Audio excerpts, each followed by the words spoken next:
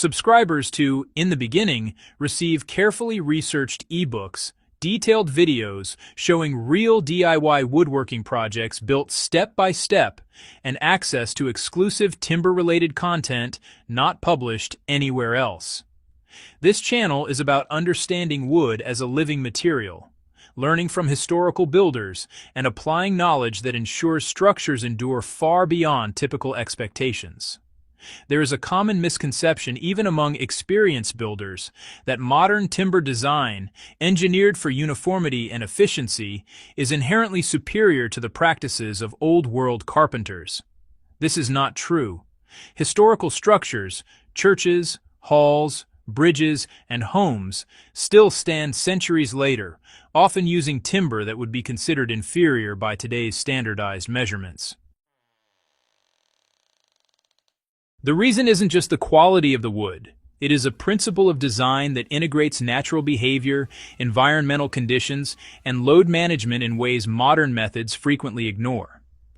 Misunderstanding this principle may lead to over-engineered but brittle structures that appear strong at first but fail prematurely. Old builders understood that wood moves, and they let it. Wood is not a static material. It expands and contracts with moisture, temperature, and time. Traditional carpenters observed this and built structures that accommodated these natural changes rather than forcing timber to remain rigid. This principle influenced every aspect of design: joint layout, beam sizing, post spacing, and roof framing. They recognized that a building is only as strong as the weakest element responding to stress, and by allowing controlled movement, they distributed forces across multiple components. Modern codes and prefabricated systems often assume wood will remain fixed once installed, which increases internal stress and reduces longevity. The movement allowance was embedded in every joint. Mortise and tenon, lap, and scarf joints were sized not only for immediate strength, but for future movement. Builders would leave small gaps, taper components, or use wedges to allow seasonal expansion and contraction. The result was a network of connections that absorbed strain instead of concentrating it. Unlike rigid mechanical fasteners, these joints preserved the wood's internal integrity, preventing cracks and splits that modern adhesives or bolts can inadvertently initiate. By designing for movement, old structures could flex under load without failing, a subtle resilience often overlooked in contemporary design. Beam orientation was selected with an eye to both load and natural behavior. Old carpenters knew that a beam's orientation relative to the tree's grain and growth rings mattered. Upright beams aligned with the strongest fibers could carry greater loads, while horizontal elements were placed to minimize bending stresses in weaker directions. They observed that wood shrinks more tangentially than radially and sized beams accordingly. Modern builders often treat all members uniformly, ignoring grain orientation and species-specific characteristics. This may satisfy short-term calculations, but introduces latent stress that becomes visible as warping, sagging, or joint failure over decades. Slow seasoning and strategic felling were integral to durability. Historical builders did not cut and use timber immediately. They timed tree felling with seasons that reduced internal tension and allowed natural drying. Timber would be stored in open-air racks, sheltered but ventilated, for months or even years.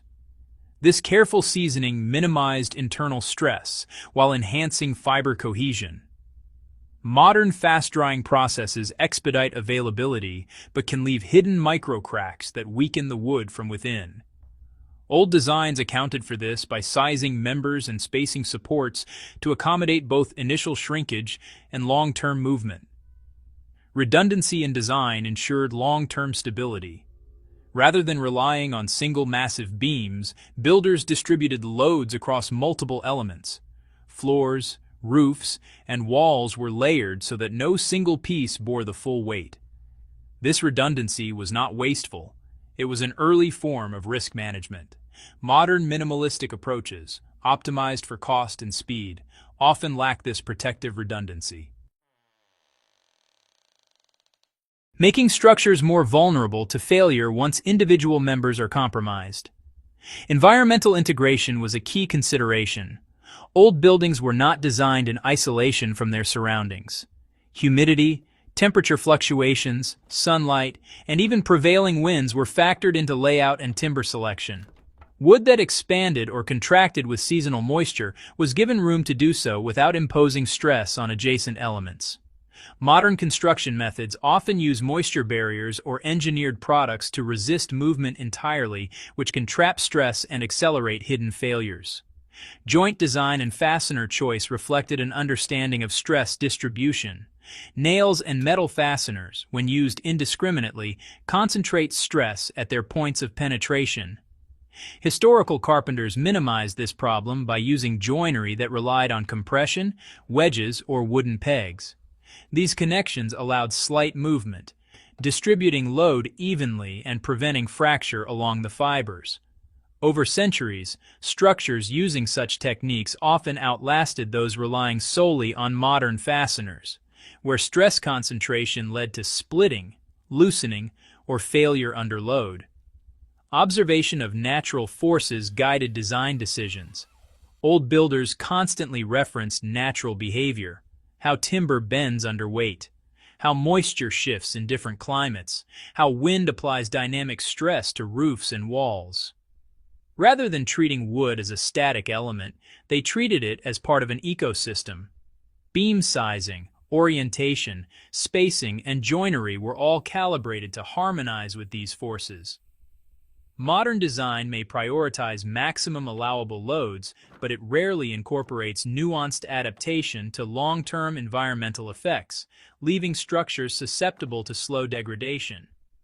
Surviving historical structures demonstrate the principle in practice. Centuries-old halls, barns, and bridges reveal consistent design choices that embody this principle. Beams are proportionally deep, joints are flexible, and timber is arranged to allow movement without compromising strength.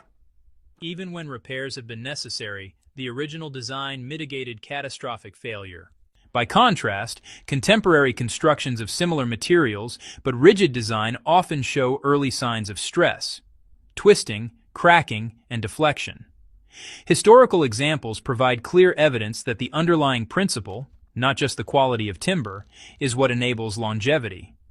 Modern awareness can restore durability to contemporary timber construction. Understanding the timber design principle that old builders used is not about rejecting modern methods. It is about enhancing them. By allowing for movement, selecting species and grain carefully, and designing joints that accommodate seasonal shifts, builders today can achieve both efficiency and resilience. Applying this principle requires observation, patience, and respect for the material.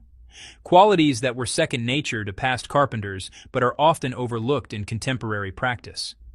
Timber longevity depends on respecting natural behavior first. The enduring lesson from historical buildings is that wood survives not because it is treated as a rigid material, but because it is allowed to behave according to its nature.